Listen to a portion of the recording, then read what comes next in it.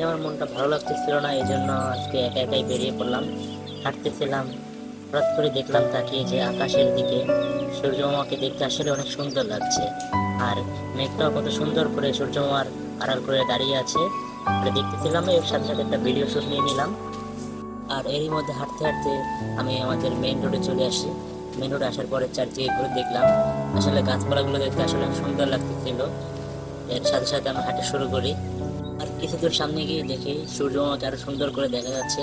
আমি আরো সুন্দর করে সূর্যমামাকে দেখে উপভোগ করলাম। এর সাথে সাথে একটা ভিডিও শুট নিয়ে নিলাম। একটু নিজেকে দেখতেছিলাম কেমন লাগতেছিল, আজকে চেহারাটা কেমন। চুলটা কাটলাম, আজকে একটা চুল কাটছে, আজকে শুক্রবার দিন ছিল। আর নিজেকে একটা চুলটা ঘুরিয়ে ফিরিয়ে দেখলাম।